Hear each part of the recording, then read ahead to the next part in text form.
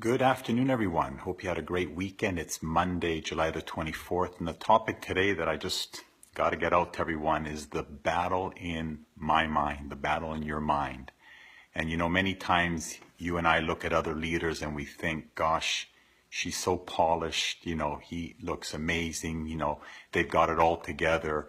I wish I was in their shoes. For most leaders that I know, and definitely for myself, I can tell you that leadership is not as rosy as it may appear. On more days than not, you're always fighting internally with that voice. You have to fight it aggressively.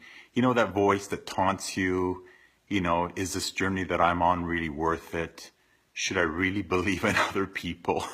Should you even believe in yourself?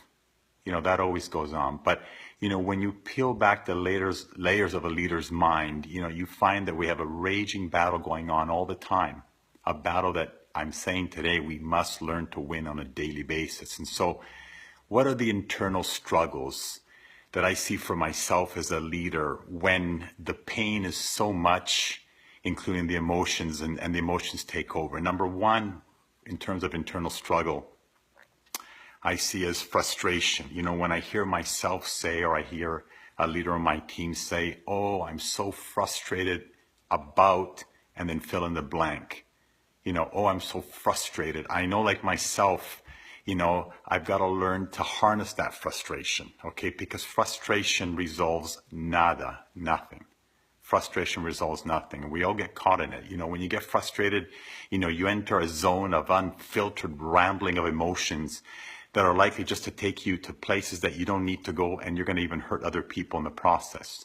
So frustration is the first internal struggle I see. Number two is quitting.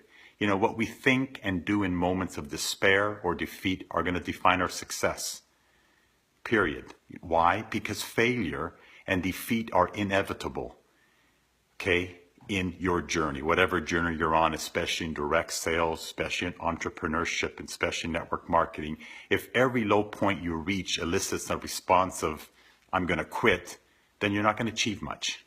Okay, remember, the higher you reach, the farther you push yourself outside of that comfort zone that you hear people talk about all the time, the more likely you're going to get your ego bruised. Okay, you're going to fracture your internal support system. And you need to determine for yourself that there's never going to be any quitting. You're never going to quit. Okay, quitting is not an option. Number three is venting. I think this is a big one. The accepted wisdom is that if you're not feeling good, you should go out there and vent to people and rant and rant and rant and rant. You get so many people doing that. My goal when it comes to venting, especially with the ones I love and care about, instead, what I do is I keep it to myself, and my plan is to get out of the situation. Now, in our business, obviously, talk to your upline, the experience. They've been along the path before you. But in general, I'm not just out there to go and rant and vent. What I'm going to do is, if I'm going to share things with other people, I'm going to share myself rising up and getting out of a situation rather than be in a pity potty all the time. Okay. Number four is a bad attitude. I'm training myself, and I'm working on this, to always be aware of my responses, in difficult situations and circumstances. Not always easy, but try to always be aware. That's the fourth one in terms of the internal struggle. So what would be my healthy responses to failure? Okay. Number one is stop. Just breathe. Pregnant pauses, as they say. Allow yourself just to slow down a little bit.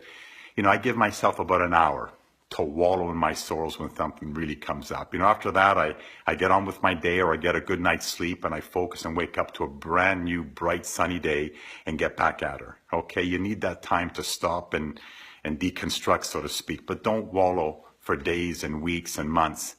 Have a pity party, then get over it. Number two is grind. This is the process we must apply to all problems, where problems that are unsolvable and unmanageable and undoable, you've got to turn them around to getting to a resolved issue. How do we do that? We just have to apply wisdom to a problem so that you can grind through it. And if that happens, it will result in getting out of a situation by grinding through it. And number three is move forward.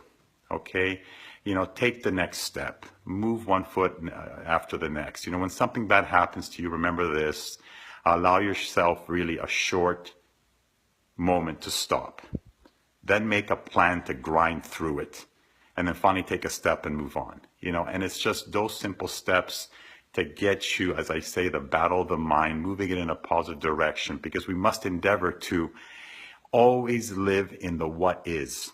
What is prompts us to live in reality and deal with what is happening.